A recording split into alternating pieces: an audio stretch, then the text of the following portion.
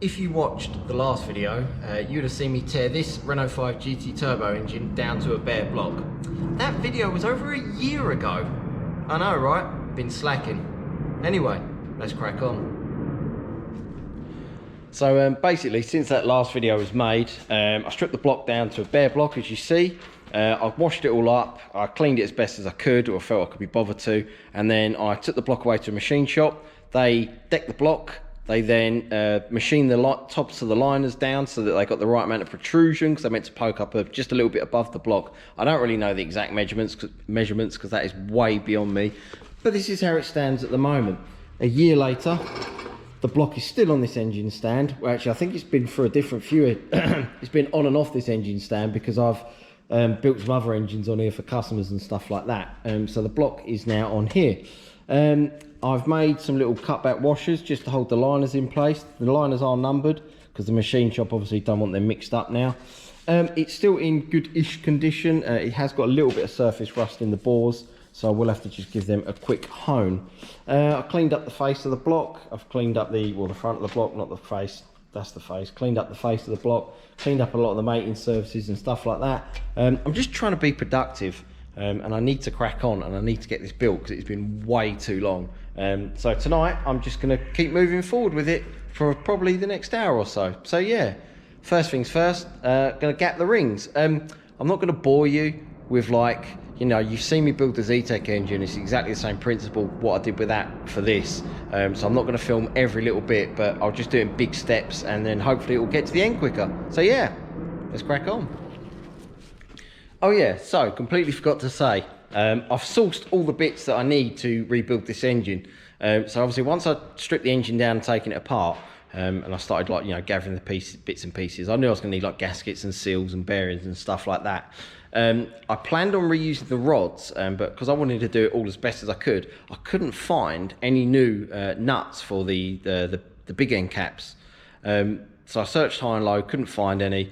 And then a company called Max Speeding Rods, they kindly reached out to me. If you're watching this video, I'm going to assume you're a kind of car person.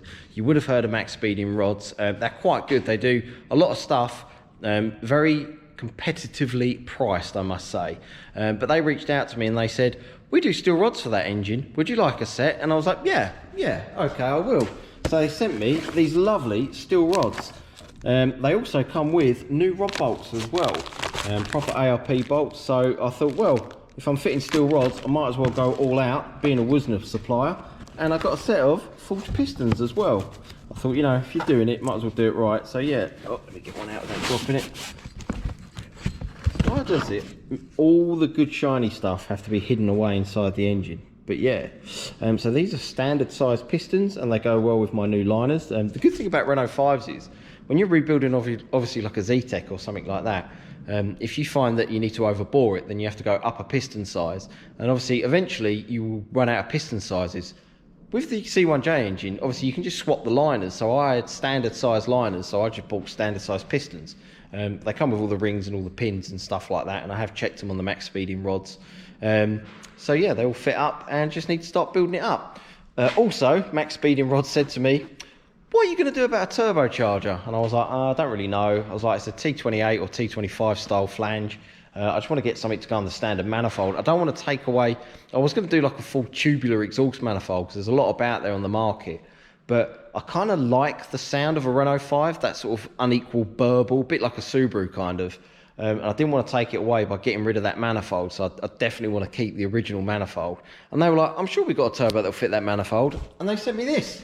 This is like a GT28 frame sort of turbo. I have actually used one of these exact turbos in the past on a forged 2 litre ZTEC turbo, and it really easily did 270 horsepower, I think, something like that. So it's all right. It comes with all the actuator. I've had to spin the housings around to make it suit my needs and stuff like that, and I had to buy this back half off the internet so I can, you know, keep it internally gated because I don't want to scream a pipe or anything like that. It's nothing special, but I'm sure it will do the job absolutely fine. It will get me on the road.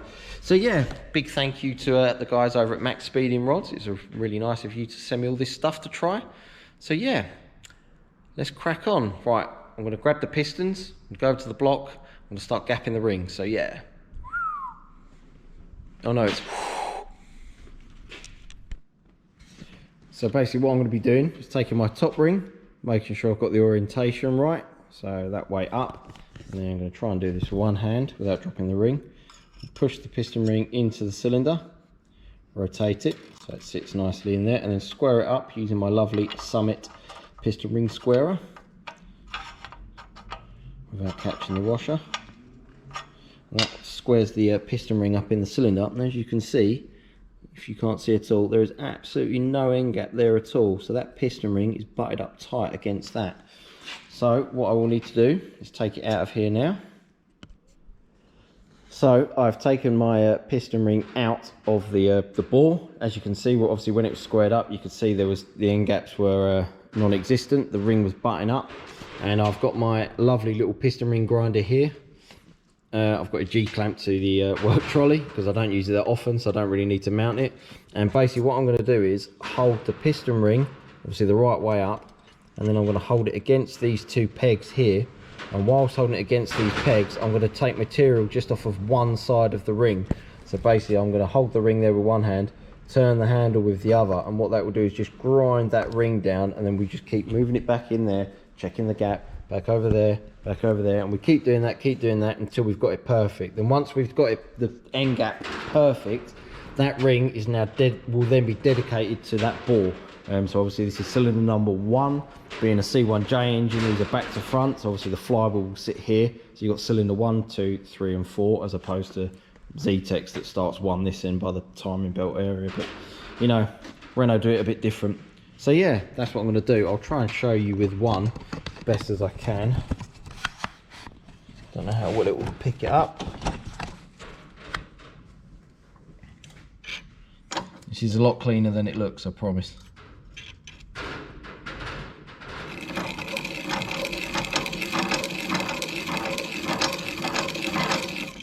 Just a little bit at a time. And when you're done, you also need to file the end of the rings as well. Just give that little lip that the grindstone puts on the ring, you just file that off with a bit of wet and dry. But yeah, so once we've done that, back in the bore, square it up, got the caught in the washer, it's better. Take my feeler gauge, check the end gap, still no end gap. So yeah, basically I'm going to keep doing that over and over till I get it perfect. So I'll do this one quick, then I'll show you. So I've just finished piston ring number 4, squared it up in the bore, just done all the grinding. You can't really tell, but my feeler gauge fits in there quite nicely, and there's just a little bit of drag. That's exactly what you want, nice snug fit. These aren't exactly the right feeler gauges for this. There is piston ring specific feeler gauges you can buy, but I don't have any, so I'm using that. Oh yeah, and just before anyone else notices it, yeah, I am actually using this backwards, so the ring is technically meant to go in that way, but I just find it more comfortable this way, and it just about fits on the edge of the grinding wheel. So that's how I've always done it, and that's how I always will carry on doing it. So yeah, done the top rings, let's do the bottom rings. So again, just starting on the second ring now. It's a different clearance for the second ring, by the way. Read the instructions, it's all in the instructions. Use your head as well. So yeah, as you can see, I can't even remotely get my feeler gauge in that end gap. There is no end gap, can't even get my nail in it really. So yeah, these are way too tight from factory. Oh yeah, obviously I have numbered the ring packs now, cylinder 1 to 4. So as I finished the top ring on cylinder 4, I'm now just going to start on the second ring on cylinder 4. So yeah, that's the ring pack for it here. So yeah, just going to crack on. Yeah. So I've done a thing. I scrubbed the living life out of the engine block, covered it in degreaser, covered it in water washable degreaser, then I covered it in traffic film remover, scrubbed it all in, washed it all up, dried it all out, and then done this.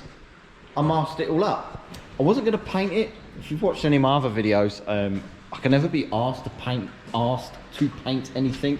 It just always seems a bit long-winded, but for some reason this time I decided I'm going to. I didn't clean the block up properly, so technically my pal said I should be attacking all this with like a wire wheel and stuff like that, but I literally don't have that sort of enthusiasm. So I've literally just cleaned it all up. I've got rid of the worst sort of stuff. I rang him up and I said, like, I'm gonna just paint it with like this high temperature paint. I got it from Motor Factors. It was like 20 quid for 2 tins. So I said, I'm going to paint my block with high temperature red paint. And he said, yeah, okay. I said, what shall I do to prep the block? And he said, well, why wheel it all off first? I said, I'm not going to do that. And he says, okay. He said, clean it all up. I said, all right, I've done that. Got rid of all the grease and all the oil and stuff. He's like, yep, great. And then I said, shall I clean it with thinners? And he said, no, don't put thinners on it. If you clean it with thinners, then it won't, the paint won't stick to it. So I was like, okay, cool. I said, should I clean it with anything? And he was like, have you got any panel wipe? I was like, no, I'm not a body shop. He's like, okay, get some panel wipe. I said, I'm not going to get any panel wipe. And he said, right, just blow it all off with an airline, make sure it's oil and grease free and dust free, and then just give it a light dusting first, warm the block up, warm the paint tin up, and then just go for it. So that's what I'm going to do now. I'm not going to film painting it because that's quite boring. I'm just going to go for it, see how it pans out. So yeah, let's crack on.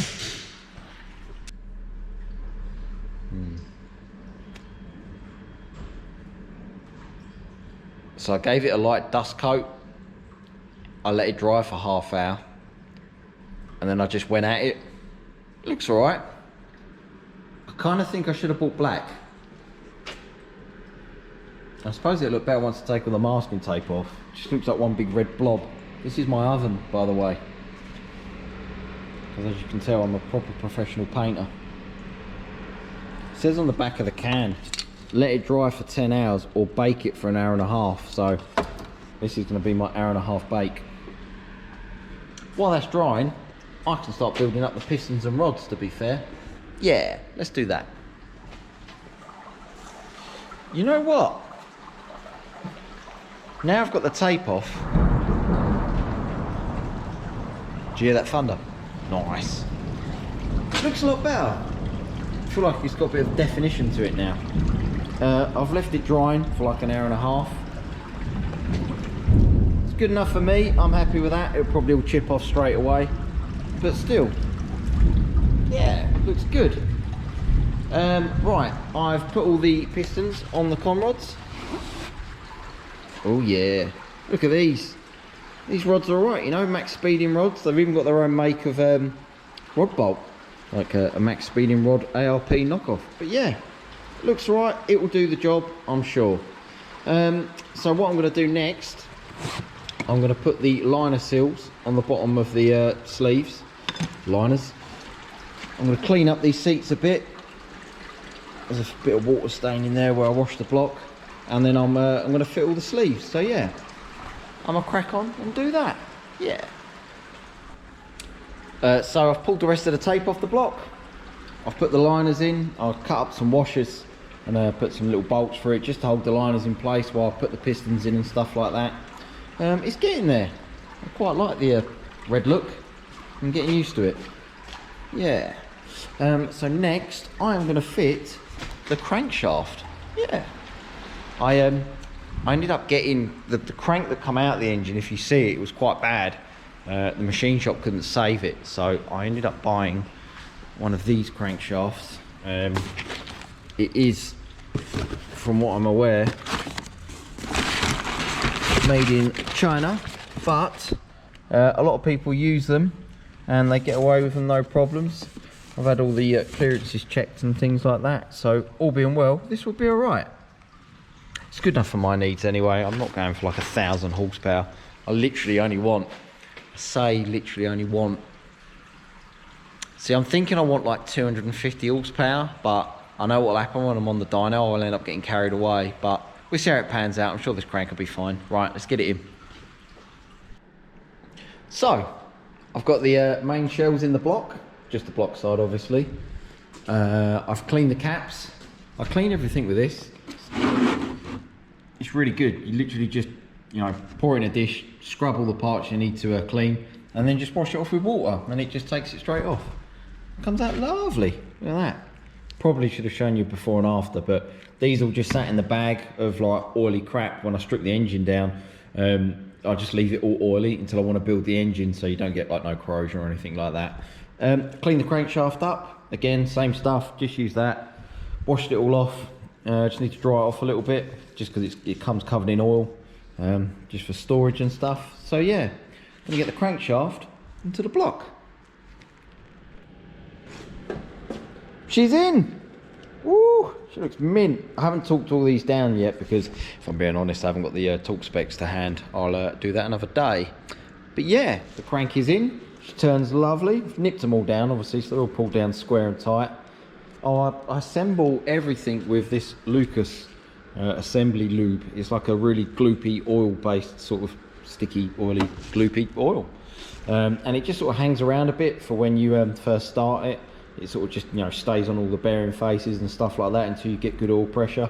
Obviously, once the engines, you know, run up to temp or run for a bit, I do then obviously change the engine oil just to flush it all out. But yeah, looking good, looking good. Right, pistons and rods. So I have the block the right way up now. I have piston number 1 and obviously rod number 1. I've just fitted all the piston rings that I gapped earlier. Well, earlier for you guys in the video, a few days ago for me. So I'm going to show you how to do, or how I'm going to do just one. I'm going to oil all these rings up, oil up the oil scraper ring and the top 2 rings. I'm going to fit the big end shell, and then I'm going to put it into cylinder number 1 with the right orientation. So yeah, right, let's do it. Right, so I've oiled all the rings up, all the side of the pistons all covered in oil. I've worked the rings round. I'm going to offset the rings. Not that it really makes that much difference, because once the engine's running they'll rotate like mad anyway, but I just want to make sure there's lots of oil behind there. Just engine oil. Got the big end shell in, cleaned all that up and then slotted it in. It's obviously got the little locator so you can't really get it wrong.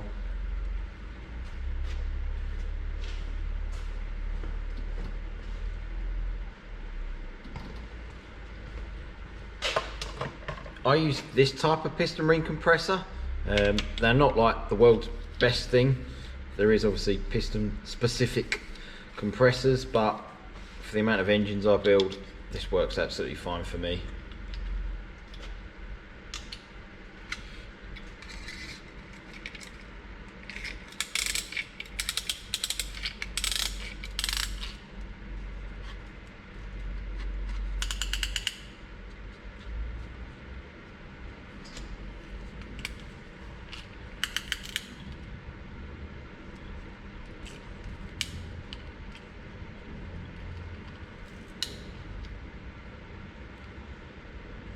So what I do is obviously do it up with a ratchet, and that crushes the rings. I leave the bottom of the piston sitting out. I'll show you why in a minute.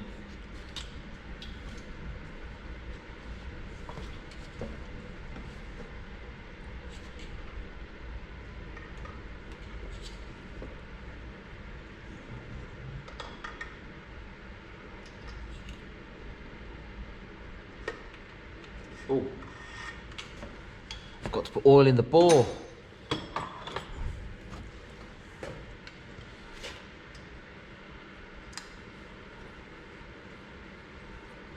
Obviously I've cleaned the bore out.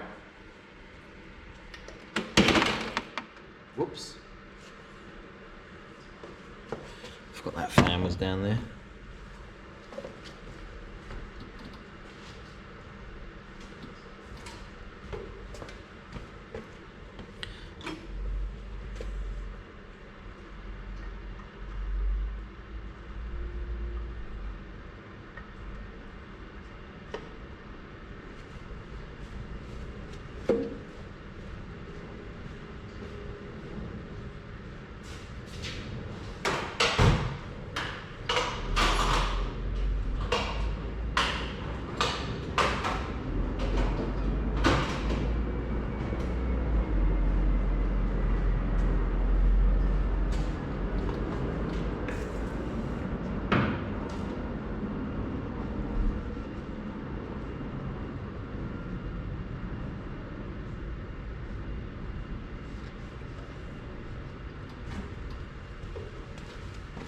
So what I do is, obviously now the bottom of the piston is obviously just sitting in the top of the sleeve. So I square it up, get it as straight as I can, and then I'm going to tap around the edge of this compressor. And what that does is it squares the actual piston ring compressor up with the top of the sleeve. So I'm going to try and tighten this up one more. Oops, everything's attacking me today. A ratchet. Oh, yeah.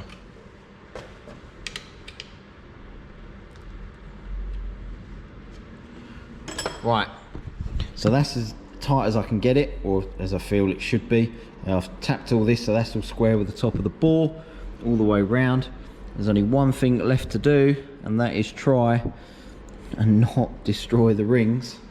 I'm going to use the rubber end of my snap-on rubber mallet to tap it in, and hopefully, all being well, I will get it in one.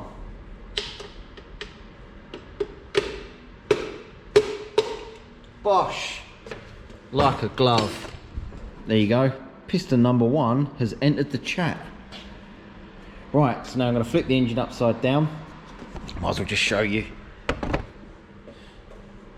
without getting this lovely red paint smudge.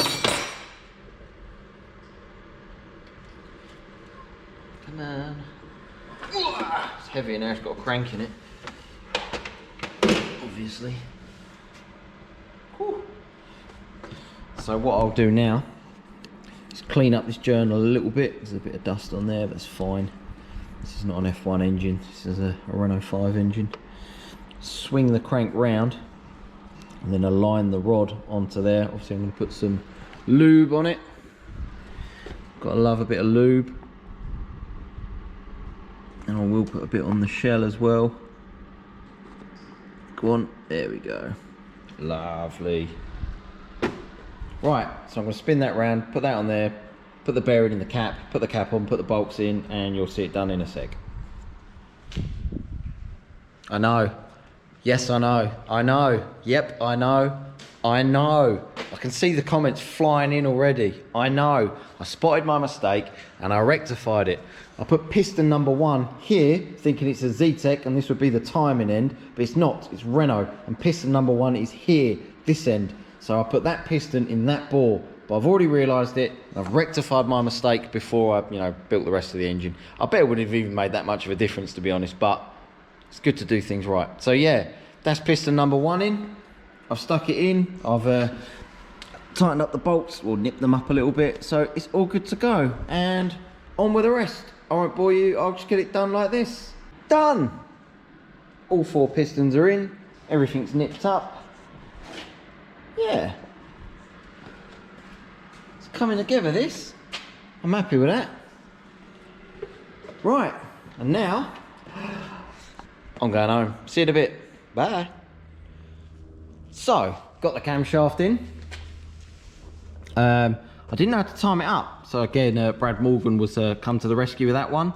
You've got a little mark on the crankshaft sprocket there, and a little mark on the camshaft sprocket there, and all you do is just line a straight edge up across the center of the bolts and just get them to line up. So obviously if that was a tooth out, it would be up here, or if it was a tooth the other way, it'd be down there. Again, if that was in the wrong place. So yeah, but no, it was actually quite simple, easy when you know. Again, thank you, Brad.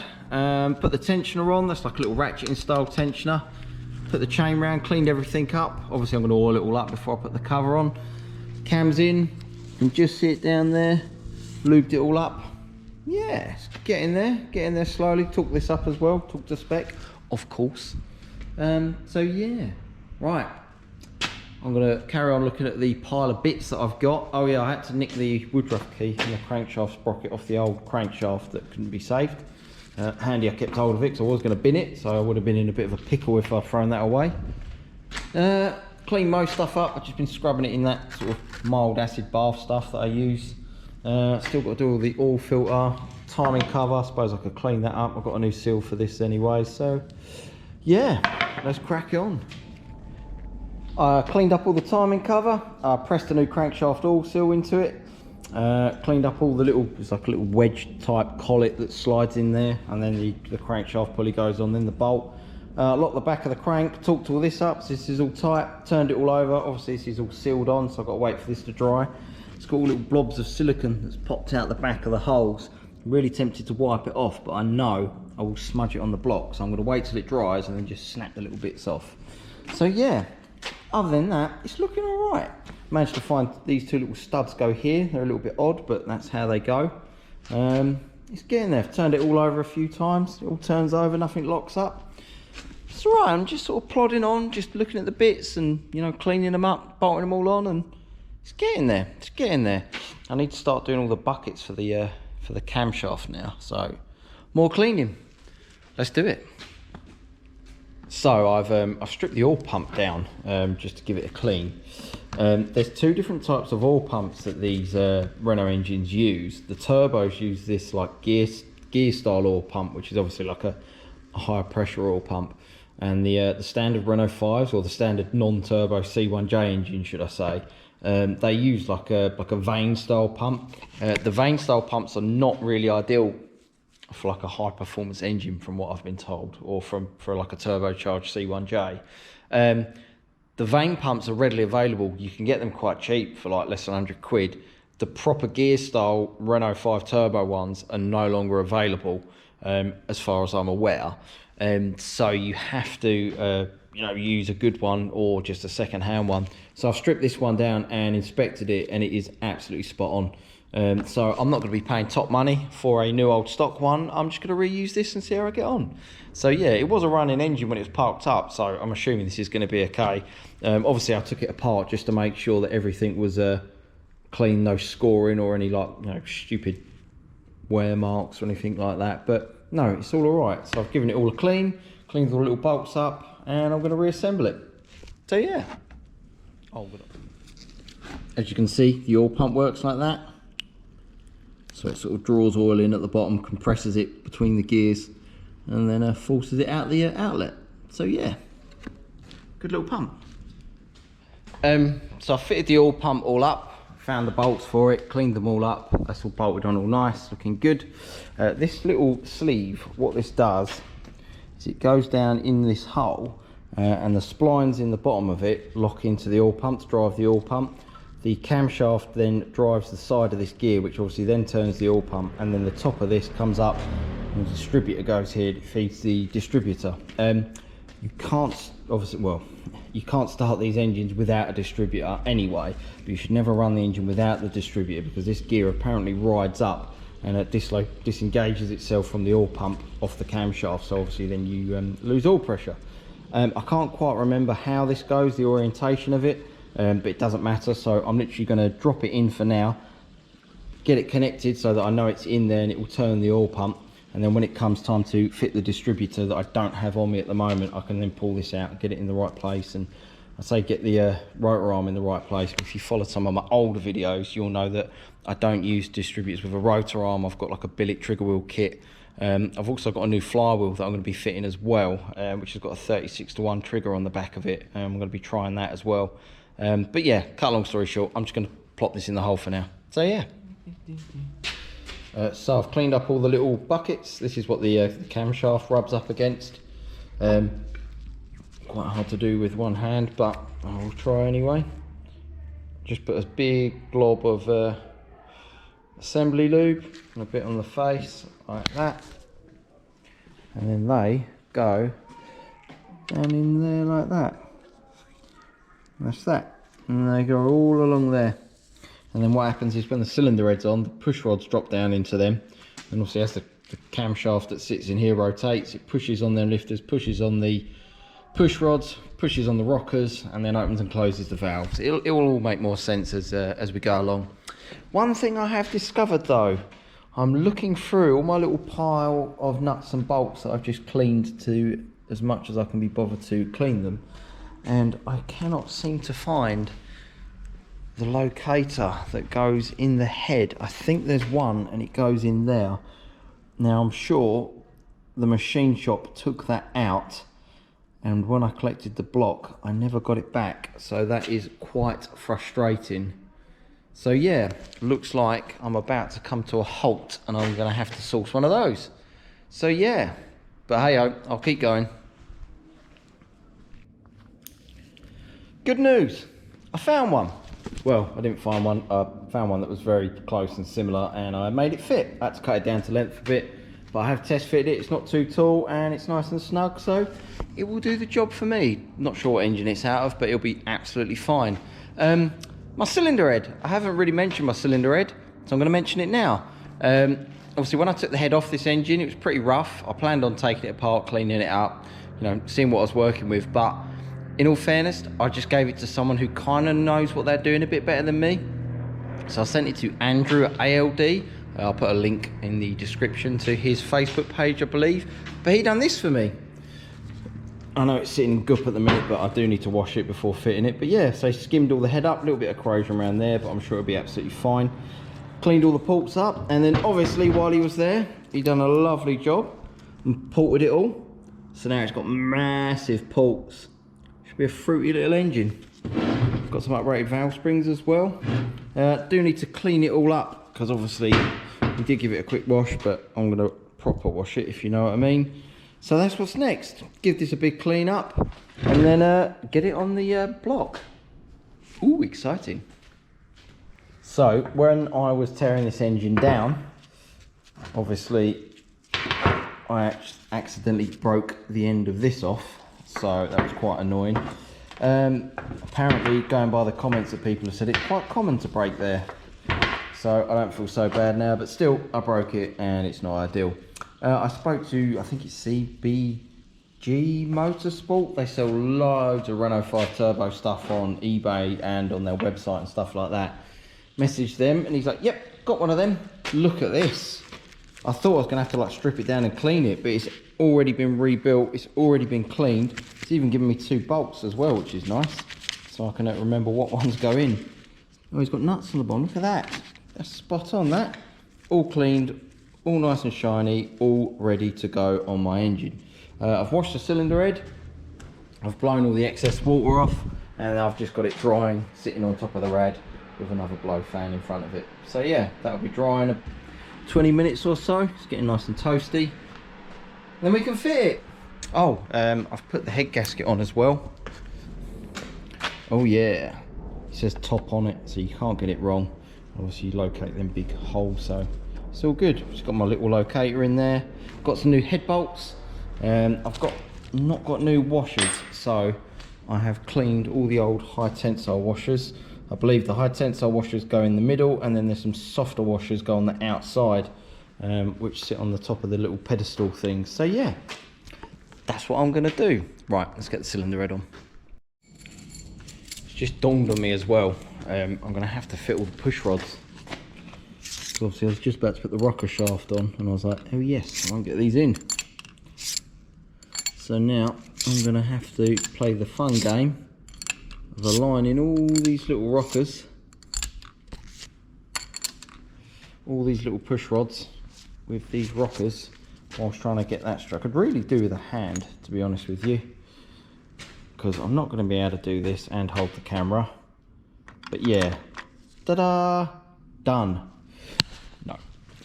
So yeah, I'm going to have a little wrestling match with this. I've nipped the centre 6 bolts down just to hold it all in place while I just move these about, and I'm going to have to probably loosen them off because they look like they've all been tightened. So yeah, let's do that. Cylinder head is all on, it is all torqued down. I've got all the push rods in. I've loosened off all the little lock nuts as well. I've turned the engine over a few. Oh, my ratchet. That's what happens when you're trying to work with one hand. Turn the engine over, it all turns lovely. Nothing binds up, everything opens and closes, nothing's hitting, there's no contact. So I am happy with that. I'm now just doing the valve clearances. I've got my feeler gauges out, and basically what I'm doing is, you know, turning it over, loosening them all off because they're all too tight anyway. Turning it over until I know that the push rod is on the back of the lobe, or as best as I can get it, and then I'm just sticking my feeler gauge in here, adjusting the thread there just to tighten it up until I've got a nice little drag, and then locking off the lock nut. So yeah, exciting stuff. I'm shattered. It's been a long day. it is getting there. It is getting there. I'm going to call it a day today because I'm absolutely shattered. It's been a long day, but look, put the oil cooler sandwich plate on, put the little blank on, put the little blank on the side of the head there for the water jacket. It's all tightened, everything's done. I've done all the valve clearances, they're all fine. I'll probably have to recheck them after a little while once everything beds in anyway, but it's no big job. As you know, all the oil pumps on, everything rotates, everything's good. I covered the rocker cover in Nitromors, scraped it all off and then covered it in Nitromors again. Nitromors is a paint stripper. It's not as good as it used to be, but it kind of gets the job done. Yeah, just been wire wheeling that off a little bit. Still got loads to do, but I feel I should paint it. I mean, it was a horrible like blue and yellow sort of mix match of colours, so I'm going to paint that, make it look all nice, and then get it together. But yeah, that'll do, won't it? Right, going home. See you in a bit. I know, I put the wrong bolts in the rocker shaft. I know, trust me, if it was a Z-Tech, I'd be building this no problem. But bearing in mind, I stripped this engine down over a year ago, well, probably about a year ago to be fair. So yeah, I changed some of the bolts around because obviously what I forgot was these studs also hold the rocker cover down. I noticed that when I tried to fit the rocker cover. And I noticed that there's obviously one stud goes in there and these studs go through the actual, you know, these bits, and yeah, whatever. So anyway, spotted the error in my ways. I've painted the rocker cover, so let's get it fitted. Yeah. And just like that, I have a rocker cover on now. It looks like a proper complete engine. My boss come over to it the other day and said, I can't believe you painted all the block all nice, all the rocker cover, everything's nice and clean, and you left a scabby timing chain cover on. I don't like painting. I just don't like painting. Yeah, you know what? I think that concludes this video. I haven't sealed all this up nicely, and I haven't tightened that down too much because I've got a feeling once it's in the van and running, I will have to readjust all the lifters and stuff like that. But I'm getting there. I'm getting there. Right. That will do for this video. Like, share, subscribe. Cheers, guys. I completely forgot to mention, so the max speeding steel rods that I got donated that I've put in the engine, they've also given me a discount code, which I'm going to pass on to you guys. I'll put it like down here somewhere on the screen. I'll put it in the description as well. So yeah, you guys are going to use that on their website to get like 10% off, I think.